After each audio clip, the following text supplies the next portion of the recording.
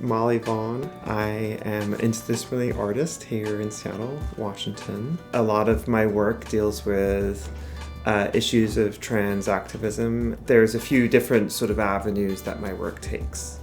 Project 42 is my most well-known project. It is a memorialization project that utilizes textiles and dance and activism to raise awareness about violence against trans women, particularly trans women of color, in the United States of America. That work has been shown regionally, nationally, and internationally. After Boucher is a project in which I'm recreating every drawing by Francois Boucher from Alistair Lang's Drawings of Boucher, which is a text that was published in the early 2000s. And in that body of work, I'm recreating all of Boucher's drawings and inserting trans bodies into the compositions. And another body of work of mine that is quite visible is called Her Body, in which I am creating self-portraits that explore my body both post and pre gender affirmation surgery. My relationship with BIMA is one that I cherish. Greg Robinson was on the Betty Bowen Award committee, and that was where I first met Greg. And ever since then, Greg has been a huge proponent of my work. Prior to COVID, we were already talking about the idea of having a midway point show for Project 42. So Project 42 has a goal of making 42 garments for 42 trans women and gender nonconforming individuals. Pre-pandemic, we started talking about the idea of showing the first 21 pieces.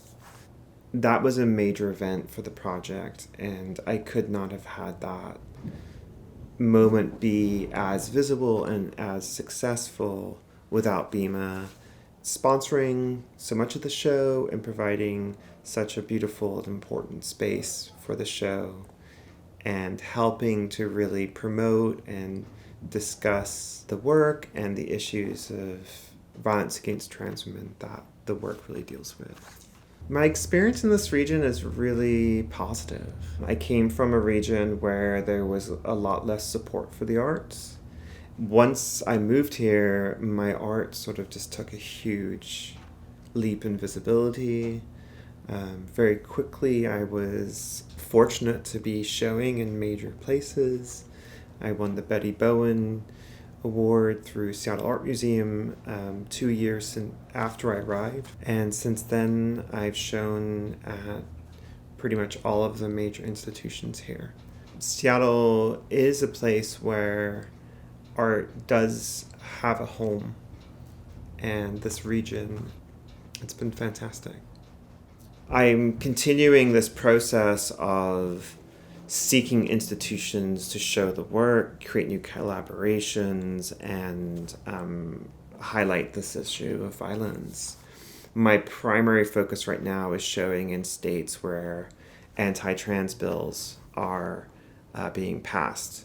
So currently there's 306 anti-trans bills in America. That's according to the ACLU. And so some of these bills are focused on the sort of eradication of trans healthcare. Some of them, like a recent bill in Florida, is focused on removing children from the homes of transgender parents. And so we're really facing this huge, massive backlash against my community. And so my focus right now is trying to get down into the most aggressively anti-trans states, which predominantly are in the South, to show my work. And the biggest issue that I'm running into is institutions wanting to show the work, and they are unable because of new laws that have been passed. And so a lot of what I'm trying to do with Project 42 is to navigate that space and create new variations of the work. So whether that be like workshops with anti-trans groups where we sew and we kind of like talk with each other, or even public performances that are sort of like guerrilla-like activism, where nobody knows what's going to happen and we just do it. Asking permission is going to limit my ability to actually bring Project 42 to the South right now, and not just the South, but other states too. And so a lot of what I'm focused on is building private institutional support where they're not reliant on state funding. And then also, when I do want to work with an educational institution, doing it in such a way that I don't have permission. After Boucher is currently on view at the Fry Art Museum on the outside of the building, the Borean Banner series.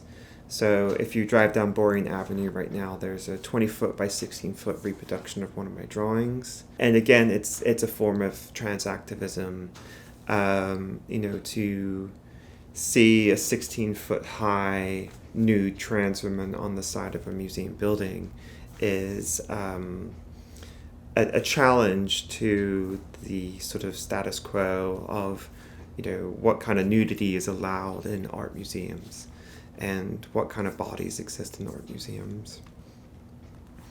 And the Fry has been a major supporter of that. And then with her body, I'm continuing to paint a variety of different types of paintings, examining the process of gender affirmation surgery.